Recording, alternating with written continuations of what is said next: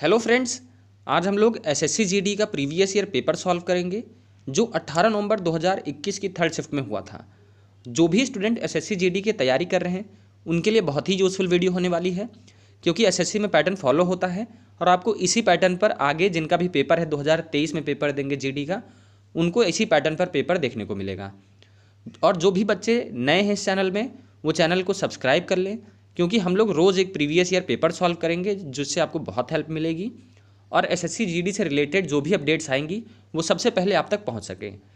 तो चलिए आज हम अपना वीडियो स्टार्ट करते हैं और देखते हैं कि जीडी में कैसे क्वेश्चंस पूछे गए थे। देखिए, पहला क्वेश्चन आपके सामने ये है कि एक वस्तु को 242.50 रुपये में बेचने पर 3% की हानि होती है। यदि वस्तु को 13% के लाभ पर बेचा जाए तो विक्रय मूल्य क्या होगा। तो यहाँ पर आप देख सकते हैं कि ऐसे क्वेश्चंस काफ़ी ज़्यादा एसएससी में पूछे जाते हैं। इनको सॉल्व करना भी बहुत सिंपल होता है। आपको फॉर्मूला पता होगा कि जैसे कि आपको विक्रय मूल्य दिया है और हानि दी है तो आप क्रय मूल्य निकाल सकते हैं, यानी कॉस्ट प्राइस निकाल सकते हैं। तो सीपी बराबर क्या हो जाएगा, SP into 100 upon 100 minus loss. तो 100 माइनस लॉस क्या हो जाएगा, 97। जब आप इसको सॉल्व करेंगे तो देखिए ये क्या आ जाएगा, 242.50। ये है, आप इसको 100 से मल्टीप्लाई करेंगे तो ये पॉइंट क्या हो जाएगा, हट जाएगा। अब यहाँ पर 97 से जब आप डिवाइड करेंगे तो ये कितनी बार जाएगा, ये आप 2 डिजिट ले लीजिए तो ये कितनी बार जाएगा, 2 बार जाएगा। 2 बार जाएगा क्योंकि देखिए 14 हो जाएगा और 2 9 18, यानी कि 194 आएगा। अब जब आप इसको रिड्यूस करेंगे तो ये फिर 5 बार जाएगा। तो एक जीरो ऑलरेडी है तो 250 रुपये, यानी कि आपका क्रय मूल्य कितना आ गया, 250 रुपये। क्रय मूल्य 250 रुपये आ गया। अब देखिए क्या कह रहा है, यदि वस्तु को 13% के लाभ पर बेचा जाए तो विक्रय मूल्य क्या होगा। अब देखिए लाभ कितना है, 13% है, हमको क्रय मूल्य पता चल चुका है। विक्रय मूल्य बराबर क्या हो जाएगा, क्रय मूल्य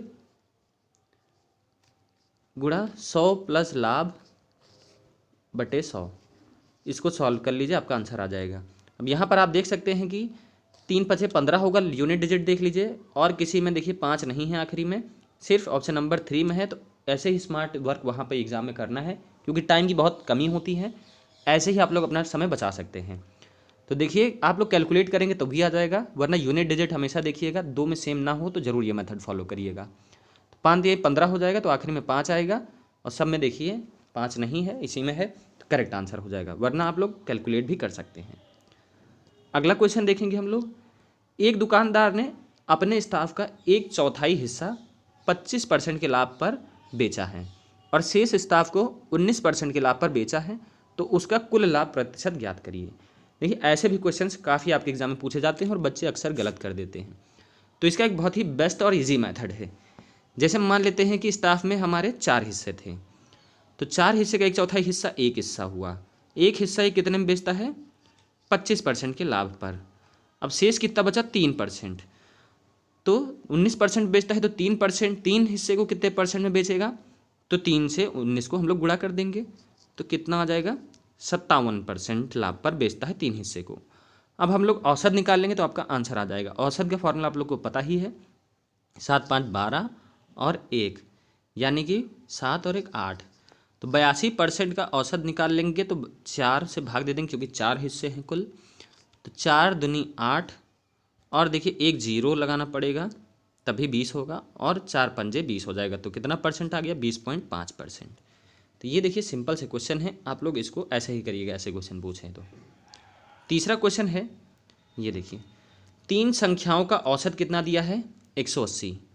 यदि तीसरी संख्या पहली संख्या के 1/3 से 10 अधिक है और दूसरी संख्या से 5 कम है, तो आपको ज्ञात करना है तीसरी संख्या।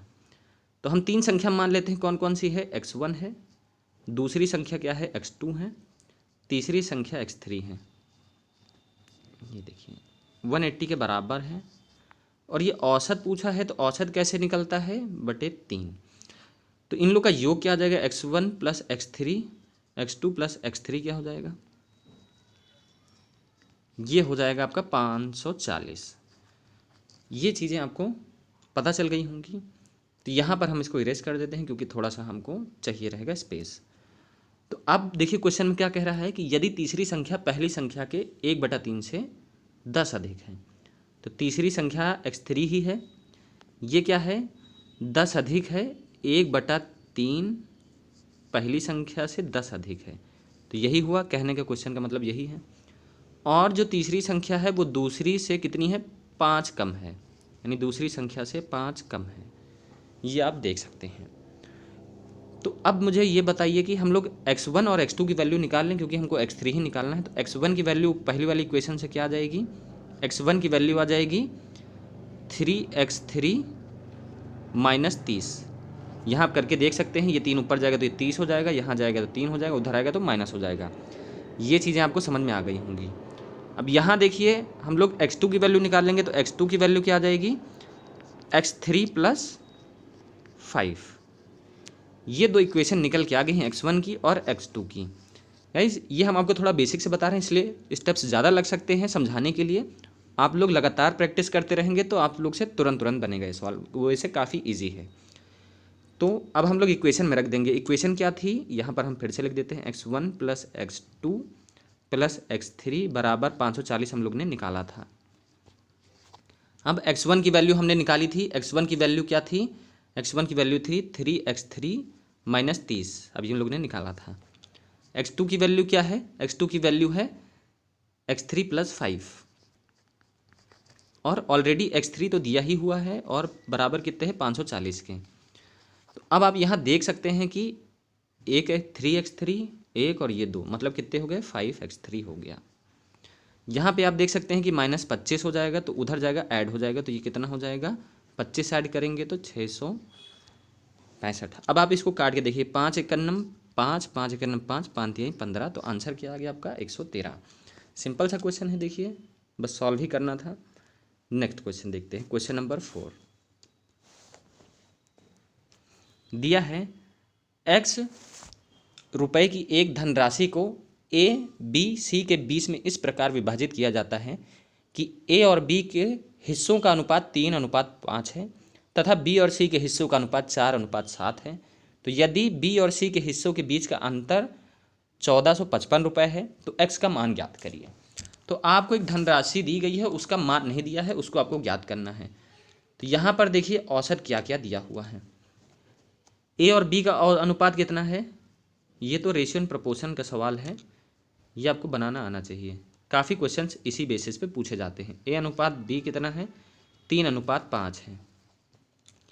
बी और सी का अनुपात कितना है देख सकते हैं 4:7 है। तो मुझे ये बताइए ए, बी और सी का अनुपात आप लोग निकाल सकते हैं, कभी कभी तो डायरेक्टली ऐसे ही अनुपात निकालने के लिए पूछ लेता है। तो ए, बी, सी का अनुपात आप लोग कैसे निकालते हैं, जो संख्या ये रहेगी, जैसे 4 है तो 4 को आप इन दोनों संख्याओं में गुणा कर दीजिए, तो 4 तिहाई 12 हो जाएगा, और ये क्या हो जाएगा 4 पंजे 20 हो जाएगा। ये वाली जो 5 वाली संख्या है इन दोनों में गुणा कर लीजिए, तो ये 4 पंजे 20 हो जाएगा, तो वो तो कॉमन हो गया 20 नहीं लिखेंगे, 5 छते 35 हो जाएगा, तो यहाँ कितना आ गया 35। तो ये चीज़ आपको समझ में आ गई होंगी। ए, बी और सी का अनुपात कितना गया 12, 20 और 35। अब हम लोग आगे देखेंगे, आपको दिया गया है कि बी और सी के बीच का अंतर कितना है 1455 रुपये। बी है 20 यूनिट और सी है 35, तो कितना यूनिट आ गया 15 यूनिट का आपका वैल्यू कितनी दी है 1455 रुपये। तो आप लोग 1 यूनिट की वैल्यू निकाल सकते हैं। 1 यूनिट की वैल्यू कितनी आ जाएगी, 1 यूनिट 15 से आप भाग दे देंगे। 15 से आप जब भाग देंगे तो देखिए 5 से दे दीजिए, 5 तिहाई 15, 5 दूनी 10, अब इसको 3 से भाग दे दीजिए 7, और ये कितना आ जाएगा 7, 9 और ये 7 आ जाएगा। यानी 1 यूनिट की वैल्यू कितनी आ गई 97। आपसे क्या पूछा है x का मान, तो यह मूलधन इसी रेशियो में तो विभाजित होगा, सबको जोड़ लीजिए, तो ये कितना आ जाएगा 35 और 20 कितना आ गया 55, 55 और 12 कितना हो गया 55 और 12 आप लोग जोड़ लीजिए 67 हो गया, 55 और 12 67। अब आपको बताना है 67 को आप क्या करेंगे 97 से मल्टीप्लाई कर देंगे, आपका आंसर आ जाएगा। तो देखिए यूनिट डिजिट वाला ही हम लोग करेंगे, 7 7 जा 49 होता है, आखिरी में 9 आएगा, 7 7 49 होता है, और 9 आखिरी में इसी में है और किसी में नहीं है। तो देखिए ऐसे सिंपल से क्वेश्चन आते हैं। क्वेश्चन लेंदी आपको दिखेंगे बट वो होते इजी हैं। ये देखिए सिंप्लीफिकेशन के क्वेश्चंस आते हैं अब एसएससी के नए पैटर्न में। तो आप लोगों को करना पड़ेगा, 2 क्वेश्चंस आपको जीडी में इसी सिंप्लीफिकेशन पर देखने को मिलेंगे। इनको सॉल्व करना बहुत ईजी है, लेकिन बच्चे इसमें गलतियाँ कर देते हैं। जैसे बॉडमस रूल आपको पता होगा, पहले हम लोग ब्रैकेट सॉल्व करते हैं। तो यहाँ पर ब्रैकेट सॉल्व करेंगे तो क्या आ जाएगा, 17 में 12 गया, 5 बचा, और ब्रैकेट के बाद ऑफ सॉल्व करते हैं तो 5 चौक 20 हो जाएगा। तो क्या आ जाएगा, 52 माइनस 20 प्लस 7 चौक 28। ये तो रही इस ब्रैकेट की बात। यहाँ पर डिवाइड लगा हुआ है, इस ब्रैकेट को सॉल्व करेंगे तो भाग देंगे, पहले डिवाइड होता है तो 2 और 5 को 10 से गुणा करेंगे तो ये 10 आ जाएगा, 5 दूनी 10 होता है। 8 बचा यहाँ पर, 8 और 52 में जोड़ेंगे तो ये 60 आ जाएगा। 60 को 10 से भाग देंगे तो कितना आ जाएगा, 6। करेक्ट आंसर 6 हो जाएगा। सिंपल से क्वेश्चन होते हैं। क्वेश्चन नंबर 6 देखेंगे हम लोग। ये थोड़ा सा क्वेश्चन आप लोग के लिए डिफ़िकल्ट हो सकता है, वैसे इजी है, बहुत सिंपल होता है। इनको सॉल्व करना देखिए। अभी अभी इस पे 2 क्वेश्चन आपको यहाँ पर देखने को मिलेंगे और एग्जाम में ऐसे ही क्वेश्चन आते हैं। एक दुकानदार अंकित मूल्य पर कितने % की छूट देता है, 25% की। एक अन्य दुकानदार उसी अंकित मूल्य पर 5%, 12% और 10% की क्रमगत छूट देता है। तो क्रमगत छूट आप लोग 2 तरीके से निकाल सकते हैं, एक्चुअली 3 तरीके से निकाल सकते हैं। पहला आपको हम फॉर्मूला बताए होंगे कि जैसे आप निकाल सकते हैं कि a plus b minus a into b upon 100। तो a और b की वैल्यू क्या हो जाएगी, 5 हो जाएगा, 12 हो जाएगा। तो यहाँ पुट कर सकते हैं, फिर 1% बन के आएगा, फिर उसको 10 से हम लोग कर लेंगे। ये हो गया एक मेथड, लेकिन हम लोग दूसरे मेथड से करेंगे, आप लोग किसी भी मेथड से कर सकते हैं। तो क्रमगत निकाल मान लेते हैं कि अंकित मूल्य 100 रुपये है, अंकित मूल्य हमने मान लिया 100 रुपये है। अब यहाँ पर आप देख सकते हैं कि 5% की छूट होगी तो हम इसको कितना लिख सकते हैं, 95/100। 12% की छूट है तो हम इसको क्या लिख सकते हैं, 88, क्योंकि 100 में से माइनस होता है, 12 छूट दे रखा है तो माइनस करते हैं। उसके बाद 10% दिया है तो 90/100 कर देंगे। अब इसको हम लोग सॉल्व कर लेंगे, इसको काटेंगे, इसको काटेंगे, 1 0 कटेगा यहाँ से, फिर 5 से काट लेंगे, 5 का 5, 5 9 45 और ये 20 आ जाएगा। अब इसको काट देंगे 10 2 से तो ये 44 हो जाएगा। अब यहाँ हम लोग देखेंगे इसको जब मल्टीप्लाई करेंगे 19, 44 और 9 को, तो आपका बनेगा 75.24, क्योंकि नीचे 2 0 भी हैं। अब ये बताइए कि ये आया है आपका छूट, लेकिन 100 में से छूट निकालनी है तो हम 75 को माइनस कर देंगे, तो आपका क्या आ जाएगा, 24.76% की छूट होगी। एकल छूट कितनी आई, एकल छूट निकल के आपकी आई है, इसको इरेज कर देंगे हम।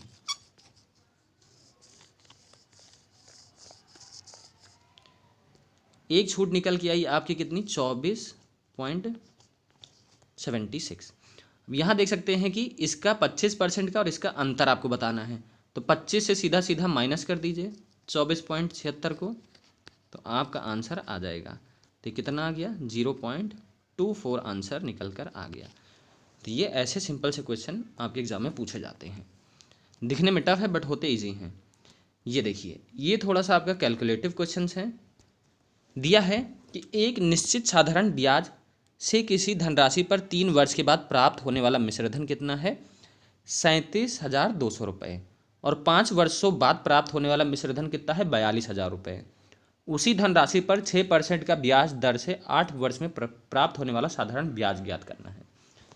तो देखिए ये भी क्वेश्चन अक्सर पूछे जाते हैं, आपके जीडी में पूछा जरूर जाएगा ऐसा क्वेश्चन, और आप लोग इसको देखते ही इतना लेंदी छोड़ देते हैं।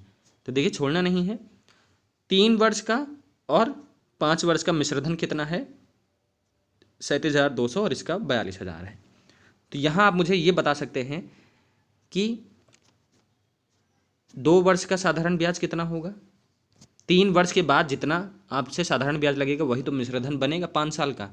तो 2 साल का आप लोग साधारण ब्याज निकाल सकते हैं दोनों को घटाकर। तो जब आप 2 साल का साधारण ब्याज निकालेंगे तो क्या करेंगे, दोनों को घटा लेंगे, तो यहाँ 800 हो जाएगा और ये कितना बनेगा, 4800 रुपये आपका क्या बना, 2 साल का साधारण ब्याज। 1 साल का साधारण ब्याज कितना बना, 2400 रुपये। 3 साल का कितना बनेगा, 3 साल का बनेगा आपका 3 से गुणा कर लीजिए तो ये बनेगा आपका 7200 रुपये। 7200 रुपये आपका क्या बना है, 3 साल का साधारण ब्याज। तो ये मिश्र धन है, ये साधारण ब्याज है तो मूलधन निकाल सकते हैं आप लोग। मूलधन कितना आ गया, तो मूलधन आ गया, प्रिंसिपल आ गया आपका 30,000 रुपये। देखिए डाटा आपको एकदम एक्यूरेट दिया रहता है। तो 30,000 रुपये आपका मूलधन निकल कर आ गया है। तो बस अब आप लोग कर सकते हैं। अब आपको क्या दिया है कि धनराशि पर 6% का ब्याज 8 वर्षों में कितना प्राप्त होगा। मूलधन आपने 30,000 रुपये निकाला हुआ है, ब्याज 6% है और टाइम 8 वर्ष है। फॉर्मूले में हमने रख दिया साधारण ब्याज के। तो 6 8 जा 48, 48 और 3 से गुणा कर देंगे तो कितना आ जाएगा, 2 जीरो बाकी बाद में लगा लेंगे, 24 और 2 44 और 2 जीरो लगा लिया तो आंसर आपका निकल कर आ गया 14,400 रुपये। तो ऐसे सिंपल से क्वेश्चन एग्जाम में पूछे जाते हैं जीडी के। 8वां क्वेश्चन देखेंगे हम लोग। दिया है कि जैसे कि एक स्लैब था, उसकी स्लैब जैसे क्यूबॉइड है, 16, 12 और 9 भुजाओं वाला धातु का एक स्लैब है, पिघलाकर घन का आकार ढाला जाता है। घन का पृष्ठीय क्षेत्रफल आपको बताना है, यानी सरफेस एरिया बताना है। तो देखिए 16 है तो वॉल्यूम निकाल लेंगे। तो वॉल्यूम निकालने के लिए क्या होता है formula, L into b into h होता है। तो ये लेंथ है, ब्रेड्थ है, तो 16 गुणे 12 गुणे 9, यही तो वॉल्यूम होगा किसके, आपके घन के वॉल्यूम के बराबर। घन का वॉल्यूम क्या होता है, A क्यूब होता है। इसको ब्रेक कर लीजिए, 4 और 4 में ब्रेक कर लेंगे, इसको 4 और 3 में ब्रेक करेंगे, इसको हम लोग 3 और 3 में ब्रेक कर लेंगे। तो आप लोग निकाल सकते हैं, या तो आप लोग डायरेक्ट गुणा करके क्यूब निकालेंगे तो वो थोड़ा सा डिफिकल्ट हो जाएगा। तो यहाँ देखिए 4 3 बार है, 3 3 बार है, तो सबको एक एक बार लिख लेंगे तो आपका ए निकल कर आ जाएगा। तो ए की वैल्यू कितनी आ गई, साइड की वैल्यू आ गई 12। अब यहाँ पर आप देखिए जब 12 निकल के आ गया है तो पृष्ठीय क्षेत्रफल का फॉर्मूला होता है 6a²। ए की वैल्यू 12 है तो 6 गुणे 12 का होल स्क्वायर, तो 6 को आप 144 से गुणा कर लेंगे। अब यहाँ पे यूनिट डिजिट ही अप्लाई कर लीजिए, 6 चौक 24 होता है, आखिरी में 4 आएगा, तो आखिरी में देखिए यहाँ पर 4 है। बाकी आप लोग सॉल्व भी कर सकते हैं। हम लोग आगे क्वेश्चन देखेंगे। 9वां सवाल दिया है, यदि x और y एक साथ मिलकर किसी कार्य को 10 दिन में पूरा करते हैं, y और z उसी कार्य को 12 दिन में पूरा कर सकते हैं, z और x उसी कार्य को 15 दिन में पूरा कर सकते हैं, तो x अकेला उस कार्य को कितने दिन में पूरा करेगा। देखिए काफ़ी क्वेश्चन ऐसे ही सेम पैटर्न पर पूछा जाता है, बस आपको करना आना चाहिए टाइम का ध्यान रखते हुए। यहाँ पर देखिए x प्लस वाई कितना है, 10 दिन, तो एक दिन का कार्य कितना हो जाएगा, 1/10। y प्लस जेड का एक दिन का कार्य कितना हो जाएगा, 1/12। और z और x का एक दिन का काम कितना हो जाएगा, 1/15। अब जब सबको ऐड कर लेंगे तो देखिए सबको 2 2 बार है, तो ये 2 कॉमन ले लेंगे, x plus y plus z बराबर कितना आ जाएगा, 1/10 प्लस 1/12 प्लस 1/15। एलसीएम कितना आ गया, 60। 15 चौके 60 होता है, 4 आ जाएगा, प्लस 6 आ जाएगा और प्लस 5 आ जाएगा, तो ये कितना आ गया, 15। तो 15/60 कितना हो गया, 1/4। और ये 2 यहाँ है तो नीचे आ जाएगा, तो x plus y plus z की वैल्यू कितनी आ गई, 1/8। अब इसको यहाँ पे आप हटा सकते हैं, तो x plus y plus z की वैल्यू कितनी आ गई, 1/8 आ गई। ये चीज़ें आपको समझ में आ गई होंगी। तो x plus y plus z की वैल्यू कितनी आ गई, 1/8। आपको निकालना है क्या कि x की वैल्यू निकालनी है, तो हम y और z की वैल्यू से माइनस कर देंगे तो x आ जाएगा। तो y और z कितना है, 12, तो 1/8 माइनस 1/12 कर देंगे, x की वैल्यू आ जाएगी। एलसीएम कितना आ जाएगा, एलसीएम आ जाएगा आपका, रख लीजिए, एलसीएम आ जाएगा 24 रख लीजिए, 3 और ये 2, तो 1/24 उल्टा करेंगे तो सीधा x का काम 24 दिन में हो जाएगा। तो यहाँ आप देख सकते हैं 24 दिन करेक्ट आंसर हो जाएगा। अगला क्वेश्चन देखेंगे हम लोग, क्वेश्चन नंबर 10। क्वेश्चन नंबर 10 है, एक दुकानदार ने 600 संतरे और 400 केले खरीदे। उसने पाया कि 30% संतरे और 18% केले सड़े हुए हैं, तो अच्छे फलों का प्रतिशत ज्ञात करना है। ये भी क्वेश्चन देखिए इजी होता है, इनको करना सिंपल सा है। जैसे कि आप पहले 30% निकाल के उससे घटा सकते हैं या सीधा सीधा 70% भी निकाल सकते हैं। जैसे कि 30% खराब होगा तो अच्छे कितने होंगे, 70% अच्छे होंगे केले। तो हम 600 का 70% निकाल लें तो अच्छे केले आ जाएंगे, यानी 30% निकाल के भी आप घटा सकते हैं, लेकिन हम सीधा सीधा 70 कर देते हैं। तो 70% केले इनके खराब हैं यानी कि अच्छे हैं, तो 70% केले अच्छे हैं यानी कि 420 केले इनके अच्छे हैं, संतरे अच्छे हैं, सॉरी संतरे दे रखे हैं। अब केले की बात करें, 400 केले हैं, 18% इनके केले सड़े हुए हैं, तो अच्छे कितने बचे हुए हैं, 82 केले इनके क्या है, सही हैं। आप इसको काट दीजिए तो कितना आ गया, 4 दूनी 8 और आपका 32, यानी कि 328 केले इनके सही हैं। दोनों को जोड़ लीजिए, कितना आ जाएगा, 8 और 4 7, यानी कि 478 और टोटल संख्या कितनी है, 1000 है। परसेंटेज निकाल रहे हैं 100 से, तो यहाँ काट देंगे तो 74.8 करेक्ट आंसर हो जाएगा। देखिए 2-2 लाइन के क्वेश्चंस होते हैं ये सब। नेक्स्ट क्वेश्चन है, यदि एक व्यक्ति एक नौका को धारा की दिशा में 9 किलोमीटर प्रति घंटा की चाल से और धारा के विपरीत दिशा में 7 किलोमीटर प्रति घंटा की चाल से चल सकता है, धारा की चाल ज्ञात कीजिए। हम मान लेते हैं नाव की जो है चाल कितनी है, x, धारा की चाल y है, और दोनों का मिला दिया जाएंगे तो 9 किलोमीटर प्रति घंटा से चलेगा, क्योंकि जब जैसे नदी है और आपकी नाव भी बह रही है इधर और धारा भी इधर ही बह रही है, तो दोनों की स्पीड जुड़ जाती है। अब जैसे विपरीत दिशा में जाएंगे, नाव इधर जा रही है, धारा इधर आ रही है, तो स्पीड जो है घट जाती है। तो नाव की स्पीड है x, धारा की है y, तो माइनस कर देंगे, ये 7 हो गया।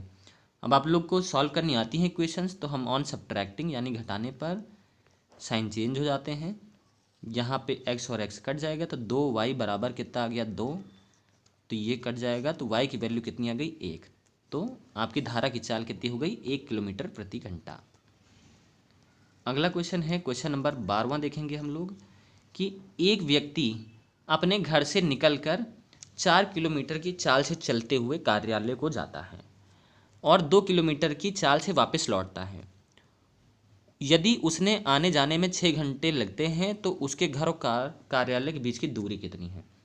देखिए एक व्यक्ति कितने किलोमीटर की घंटे से जाता है, 4 किलोमीटर प्रति घंटा से, तो हम टाइम निकाल लेते हैं, टाइम 1 जब जाने का, तो टाइम होता है डिस्टेंस अपॉन स्पीड, दूरी बटे चाल, तो चाल कितनी है, 4 किलोमीटर।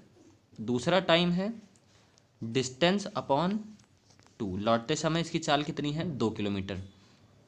अब देखिए टोटल टाइम कितना है, 6, तो हम T1 + T2 कर सकते हैं, तो T1 + T2 करेंगे तो क्या हो जाएगा, D/4 + D/2, और ये कितना है, 6 दिया है। एलसीएम जब आप लेंगे तो ये कितना हो जाएगा, 3D, क्योंकि ये 2 ऊपर जाएगा, अपॉन ये कितना आ जाएगा, ये 4 ही रहेगा। इसको आप काट देंगे, 3 दूनी, तो ये ऊपर मल्टीप्लाई होगा, 4 दूनी 8 हो जाएगा। डिस्टेंस कितना आ गया, 8 किलोमीटर आ गया दूरी। तो सिंपल से क्वेश्चन होते हैं, इजीली आप लोग बना सकते हैं। अगला क्वेश्चन है, देखिए एक निश्चित धनराशि पर समान वार्षिक साधारण ब्याज की दर से 3 वर्ष में प्राप्त मिश्रधन 17,925 रुपये है और 7 वर्षों में प्राप्त मिश्रधन कितना है, 21,825 रुपये। 18,500 की धनराशि पर पूर्व की दुगनी ब्याज की दर से 4 साल और 2/5 वर्ष में प्राप्त साधारण ब्याज क्या होगा। देखिए ये भी क्वेश्चन वैसा ही है जैसे अभी आपको हमने सॉल्व कराया था। आपको देखिए 3 वर्षों में मिश्रधन कितना हो रहा है, इतना हो रहा है, 7 वर्षों में इतना मिश्रधन हो रहा है। तो आप बता सकते हैं कि 4 वर्ष का साधारण ब्याज क्या होगा, घटा देंगे, तो 4 वर्ष का हमारा साधारण ब्याज क्या हो जाएगा, घटाएंगे तो आपका आ जाएगा, यहाँ से आप घटा के देख सकते हैं डायरेक्टली, 3,900 रुपये। आप इसको 1 वर्ष का निकाल सकते हैं। अब जब 4 से भाग देंगे तो ये 9 से कटेगा, फिर ये जाएगा 7 से, फिर 5 से, ठीक है। 3 वर्ष का आप लोग निकाल सकते हैं, 3 वर्ष का आप 3 से गुणा कर लेंगे तो आ जाएगा 2,925 रुपये। ये आपका आ गया 3 वर्ष का साधारण ब्याज। मिश्रधन दिया हुआ है, ये ब्याज दिया हुआ है, तो मूलधन आप निकाल सकते हैं, इसको घटा दीजिए, तो यहाँ पे 2,925 घटाएंगे, देखिए सीधा सीधा 1,500 मूलधन आ गया आपका। ये देखिए मूलधन कितना आ गया, 1,500 रुपये। 1500 रुपये मूलधन आ गया। तो अब तो आप लोग निकाल लेंगे, साधारण ब्याज 2925 रुपये दिया था, निकाला था हम लोग ने। 1500 रुपये मूलधन है, रेट ही हमको निकालना है, तभी दूसरा पार्ट निकलेगा। और टाइम 3 वर्ष है, बटे 100 कर देंगे हम लोग। काट दीजिए इसको आप लोग। जब काटेंगे 45 से, जब 45 से काटेंगे तो आपका आंसर नहीं कटेगा, 45 से पूरा ये है। चलिए काट के देखते हैं। पहले हम लोग 5 से काट लेते हैं। 50 25, 8 5, 3 से काट लेंगे।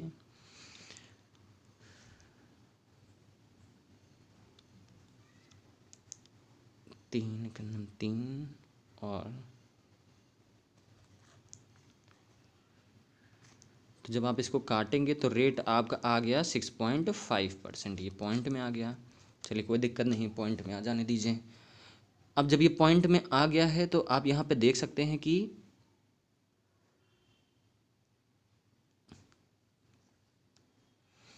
जब ये पॉइंट में आएगा, ठीक है, 65 आ रहा था और ये 0 था, तो ये पॉइंट में आ गया।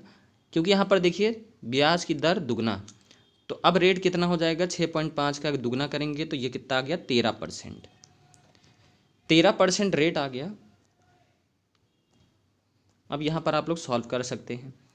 हम लोग साधारण ब्याज का फॉर्मूला लगा देंगे। मूलधन अब कितना दिया हुआ है, 18,500 रुपये।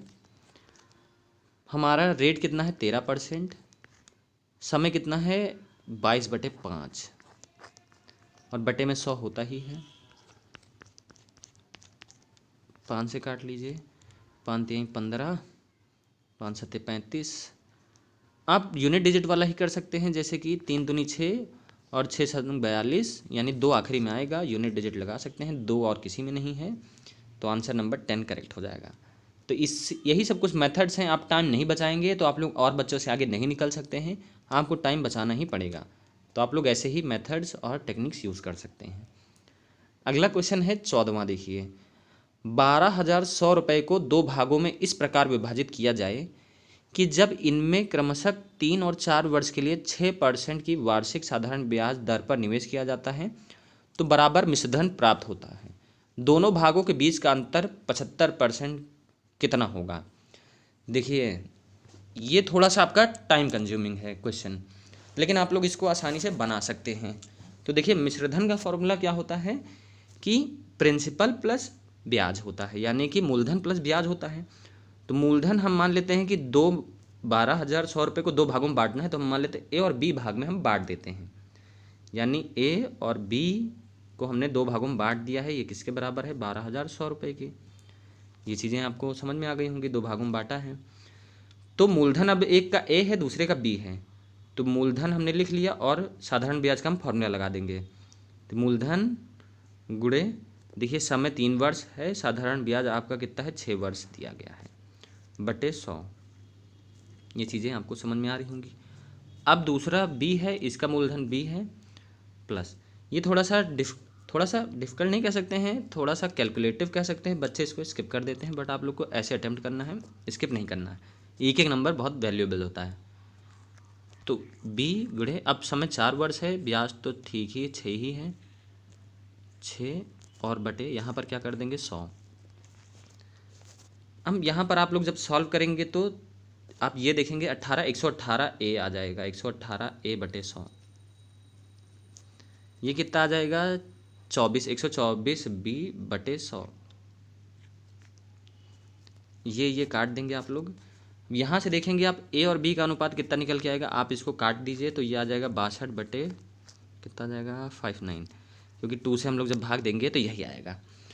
तो 62 बटे 49 आपका क्या आ गया, ए और बी का आ गया।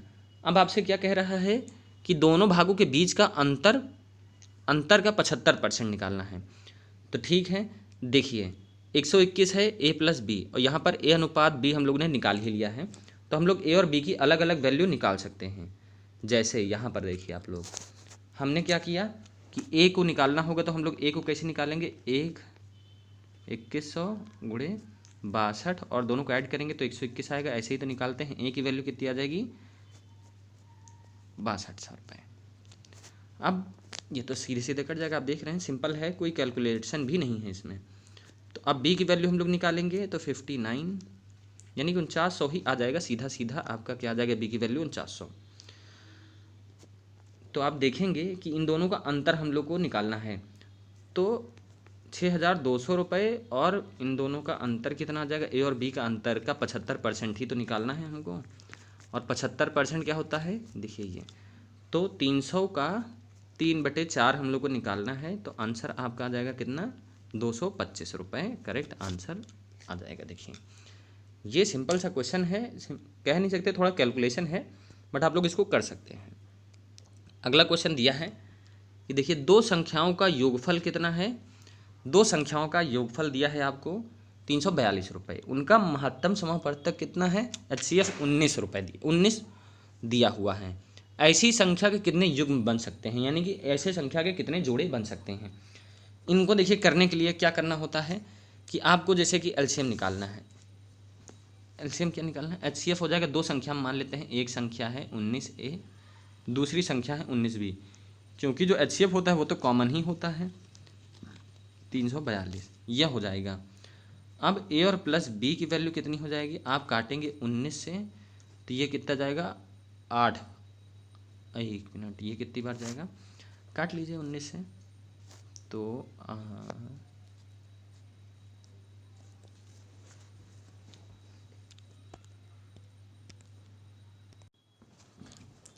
कितनी बार जाएगा, 18 बार। तो A और प्लस B की वैल्यू कितनी हो गई, 18 हो गई। तो आपको ऐसे जोड़े बताने हैं कि जो 18 बन सकते हैं, कितने जोड़े जो है 18 बन सकते हैं। तो देखिए कौन कौन सी संख्या 18 बन सकती हैं, जैसे 1 और 17 बन सकता है 18, ये देख सकते हैं आप लोग। दूसरा कौन सा बन सकता है, आप लोग बता सकते हैं, 5 और 13 बन सकता है। तीसरा कौन सा बन सकता है, 7 और 11 बन सकता है। तो देखिए ये 3 जोड़े बन सकते हैं जो बन रहे हैं, तो करेक्ट आंसर क्या हो जाएगा, 3 जोड़े देखिए बन रहे हैं जो 18 बनेगा, क्योंकि A प्लस बी के फॉर्म में आपको बनाना था। तो 3 जोड़े हैं जो बन सकते हैं और जिनका HCF है 19। नेक्स्ट क्वेश्चन देखेंगे हम लोग, 16वां प्रश्न है आपके सामने कि ये देखिए सिंप्लीफिकेशन का अगेन आपको देखने को मिल गया है। पहले हम लोग ने क्या बताया था, ऑफ सॉल्व, ब्रैकेट सॉल्व करते हैं, उसके बाद ऑफ सॉल्व करते हैं। जैसे ऑफ है, ब्रैकेट भी है, तो इसको हम पहले सॉल्व कर लेंगे। तो 5 दिया ही 15 हो जाएगा। डिवाइड का साइन लगा हुआ, तो पहले हम लोग क्या करेंगे, डिवाइड करेंगे, तब आगे कुछ होगा। 7 और 3 ऐसे ही लिखा रहेगा, यहाँ से सॉल्व करते हैं। तो ऑफ है तो आप लोग सॉल्व कर सकते हैं, 6 दूनी 12 हो जाएगा, प्लस 3 और 7 डिवाइडेड बाय 15, ये बन गया 5 डिवाइड बाय, यहाँ पर आप देखेंगे तो आपको क्या देखने को मिलेगा, 7/5 हो जाएगा, क्योंकि नीचे आएगा तो ये 5 हो जाएगा, तो 7/5 हो जाएगा, 12 प्लस 7/5। अब यहाँ पर आप देखेंगे तो 12 पंजे 60 हो जाएगा, तो 67/5 आ जाएगा, और यहाँ पर 5 डिवाइड में भी है। तो आप यहाँ पर देखेंगे जो ये है डिवाइड वाला, जब ये इंटू में होगा तो ये उल्टा हो जाएगा, तो ये क्या हो जाएगा, ये 25/67 हो जाएगा। करेक्ट आंसर देखिए ये हो जाएगा। सिंपल सा क्वेश्चन था सिंप्लीफिकेशन का। अगला क्वेश्चन है 17वां, देखेंगे कि 6 सेंटीमीटर ऊंचाई और 16 सेंटीमीटर आधार वाले व्यास किसी ठोस लंब वृत्तीय बेलन में ड्रिल करके एक शंक्वाकार छिद्र किया जाता है। शंकु की ऊंचाई और आधार का व्यास बेलन की ऊंचाई और आधार के व्यास के बराबर है। शेष ठोस का संपूर्ण पृष्ठीय क्षेत्रफल कितना होगा, यानी टोटल सरफेस एरिया बताना है। देखिए आपको एक सिलेंडर दिया हुआ है, डायग्राम से थोड़ा सा एक्सप्लेन कर देते हैं। और इसमें क्या किया गया है, एक ड्रिल कर दिया गया है, आपका कोन टाइप का एक शेप सिलेंडर में ही ड्रिल कर दिया गया है, जिसकी ऊंचाई 6 है और इसका जो है रेडियस कितना है, 8 है, 8 है। तो आप मुझे एक बात बता सकते हैं सॉरी, कि इसका लेटरल सरफेस एरिया, यानी कि ये लंबाई कितनी आ जाएगी तो ये 10 आ जाएगी। ट्रिपलेट से 36 और 64 को ऐड करेंगे तो 100 आएगा, 100 का √2 10 आएगा, पाइथागोरस लगा के 10 निकाल लिया हमने, तो L आ गया 10। अब इसको हम लोग को सॉल्व करना है। इसका सॉल्व करना बहुत ही सिंपल है, चलिए सॉल्व करते हैं अब हम लोग। अब टोटल सरफेस एरिया देखिए, फिर से डायग्राम बनाना पड़ेगा, तभी आपको चीज़ें समझ में आ जाएंगी। देखिए टोटल सरफेस एरिया निकालेंगे तो पहले आप लोग क्या निकालेंगे, देखिए कर्व सरफेस एरिया, ये एरिया और ये एरिया आप लोग जो गोलाई में होता है सिलेंडर का वो निकालेंगे, तो वो क्या हो जाएगा 2πRH हो जाएगा। एक तो ये हो गया। उसके बाद आप लोग क्या करेंगे कि आप लोग शंकु का भी तो निकालेंगे तभी तो आएगा, यानी कि πRL, यानी कि इतना जो चीज़ें हैं ये निकालेंगे एक सरफेस एरिया। और आपका बच क्या रहा है, देखिए नीचे वाला ये बेस भी तो बच रहा है, ये क्या होता है, ये πr²। तो ये पूरा निकल के टोटल सरफेस एरिया निकल कर आएगा। अब हम लोग इसको सॉल्व करेंगे तो 2πRS निकालेंगे तो 2π और 8 × 6, क्योंकि r तो 8 है और ऊंचाई 6 है। उसके बाद πRL निकालना था तो πr 8 है, l हमने 10 निकाला था। नेक्स्ट πr², 8 का स्क्वायर कर देंगे, तो जब आप इसको ऐड करेंगे तो 96π प्लस 80π प्लस 64π, ये निकल के आया। आप सबको ऐड कर लेंगे तो क्या आ जाएगा 240π, देखिए निकल कर आ जाएगा आंसर। तो ये सिंपल से क्वेश्चन है, बस आपको थोड़ा सा ध्यान देना होगा। देखिए 18वां क्वेश्चन आ गया है कि दो संख्याओं का अनुपात 3:4 में है। यदि पहली संख्या का 60% 144 है तो दूसरी संख्या का 30% ज्ञात करना है। पहली संख्या मान लेते हैं 3x है, दूसरी संख्या 4x है। यदि पहली संख्या का 60% कितना है, तो पहली संख्या का 60%, पहली संख्या का 60% क्या है, देखिए 144 है, काट लीजिए। पहली संख्या का 60% 144 है, तो आप इसको काट लीजिए। 6 दूनी 12, 6 चौक 24, 3 8 24, तो x की वैल्यू कितनी आ गई 80। तो ये 4x कितना हो जाएगा 320। 320 का आपको 30% निकालना है, तो 3 दूनी 6 और 96, यानी करेक्ट आंसर क्या हो जाएगा 96 हो जाएगा। अगला क्वेश्चन देखेंगे हम लोग। देखिए 19वां सवाल आपके सामने ये है कि P किसी कार्य के 1/3 भाग को 6 दिन में पूरा करता है, तो यानी पूरा काम कितने दिन में ख़त्म करेगा 18 दिन में। Q किसी का 1/4 भाग 9 दिन में करता है, तो पूरा कार्य कितने दिन में करेगा 36 में। तो अब मुझे बताइए P कम दिन में काम कर रहा है, Q ज़्यादा दिन में कर रहा है, तो इन लोग का एफिशिएंसी का रेशियो उल्टा हो जाता है, 2:1 हो जाएगा, क्योंकि इसको ज़्यादा पैसे मिलेंगे, इसको कम मिलेंगे, क्योंकि ज़्यादा दिन समय ले रहा है। तो अब आपको निकालना है Q को कितने रुपए मिलेंगे, तो Q को कितने रुपए मिलेंगे 1/3 गुणे 210, तो कितना रुपए मिलेगा 70 रुपये मिलेगा। अगला क्वेश्चन 20वां देखेंगे। A अनुपात B बराबर है 7:5 के, तो हम A को 7x मान लेते हैं, B को 5x मान लेते हैं, तो 7 × 5 = 35x हो जाएगा, और प्लस B को हम लोग ने 5 माना है तो ये 20x हो जाएगा। यहाँ पर देखिए A हमारा फिर से ये 35x हो जाएगा माइनस 20x हो जाएगा, क्योंकि A 7x है, B 5x है, तो यहाँ ऐड करेंगे तो 55x आ जाएगा, और यहाँ पर कितना आ जाएगा 15x। 5 से काट देंगे 11, 5 3 15, 11/3 करेक्ट आंसर निकल के आ जाएगा 11/3। देखिए अब ये क्वेश्चन देखिए फिर वैसे ही आ गया जैसे बताया गया था। 2800 रुपये मूल वाले जूते की एक जोड़ी पर एक जूता कंपनी 25% और 42% की 2 क्रमागत छूट देता है। जूते की जोड़ी का अंकित मूल्य कितना होगा। देखिए जोड़ी पर कितना छूट देते हैं, तो डायरेक्टली आप क्या कर सकते, अभी अभी मैंने बताया था कि छूट दे रहा है, तो ये 75/100 हो जाएगा, और ये कितना हो जाएगा आपका 58/100। ये काट लीजिए। आप लोग क्या कर सकते हैं 25 चौका 100, 3 4 सते, यहाँ पर आप यूनिट डिजिट भी देख सकते हैं। 7 3 21 8 2 में आ रहा है, तो पूरा सॉल्व कर लेंगे। तो जब आप 21 को 58 से गुणा करेंगे तो आपका आंसर निकल के आ जाएगा 12 18। ये आपका आंसर करेक्ट हो जाएगा। 22वां सवाल है कि एक से बड़ी ऐसी संख्या है जिसको 4 5 6 से विभाजित करने पर प्रत्येक स्थिति में 3 शेष प्राप्त होता है, तो 500 से छोटी वह सबसे बड़ी संख्या ज्ञात कीजिए जो इस स्थिति से संतुष्ट करती हूँ। तो देखिए कोई भी संख्या 4, 5, 6 से विभाजित करने पर शेषफल 3 होना चाहिए। तो ऐसे क्वेश्चन आप लोग ऑप्शन से करिएगा, वरना आप लोग को बहुत टाइम लग सकता है। पहले आप 4 से भाग करके देख लीजिए। 4 एक नम 4, 4 दूनी 8, और यहाँ शेषफल देखिए 1 बच रहा है। यहाँ पे करते हैं तो ये तो पूरा कट जाएगा, शेषफल यहाँ पर 0 बचेगा। यहाँ पर आप 4 से भाग करके देखिए, 4 एक नम 4, 4 दूनी 8, और यहाँ पर शेषफल 2 बचेगा। सिर्फ इसी में है जिसमें शेषफल 3 बच रहा है, और देखिए शेषफल 3 प्राप्त होगा, तो ये सेटिस्फाई कर गया है। तो ये ऐसे सवाल बहुत सिंपल होते हैं, ऑप्शन से करेंगे तब। दूसरा देखेंगे सवाल हम लोग। 10 क्रमागत विषम संख्याओं का औसत कितना है? 46। सबसे छोटी व सबसे बड़ी संख्याओं का औसत ज्ञात करना है आपको। देखिए हम लोग मान लेते हैं कि पहली संख्या कौन सी है? विषम ए है, तो दूसरी क्या हो जाएगी? a+2 हो जाएगी। तीसरी क्या हो जाएगी? a+4 हो जाएगी। ये सारी विषम संख्या हैं, चाहे आप रख के देख लीजिए कि कोई भी वैल्यू।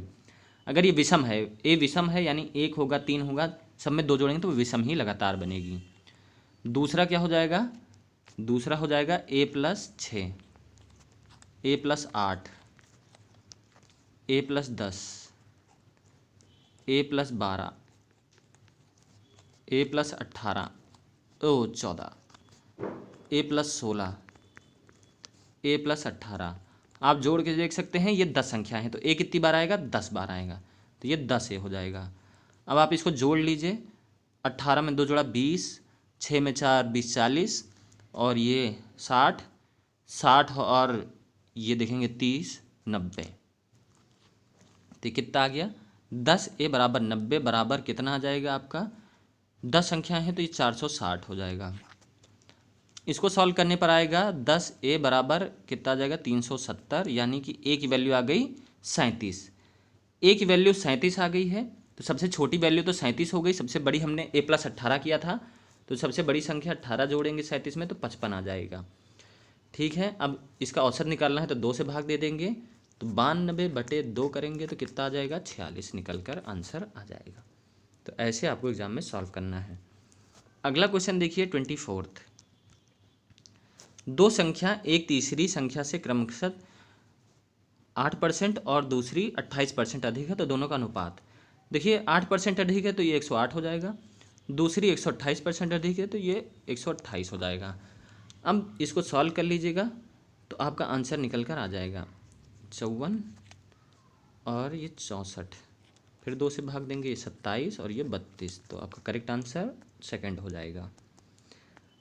अगला क्वेश्चन है 25वां है कि एक विक्रेता ने 20 रुपये में 12 की दर से कैंडी खरीदी और 12 में से 6 की दर से बेच दी, उसका प्रतिशत लाभ या हानि ज्ञात कीजिए। देखिए एक विक्रेता है यानी कि दुकानदार है, उसने 12 कैंडी 20 रुपये में खरीदी, तो 6 कैंडी कितने रुपये में खरीदेगा? 10 रुपये में। इसने बेची कितनी है? 6 कैंडी 12 रुपये में, तो लाभ कितने का हुआ? 2 कैंडी का लाभ हुआ।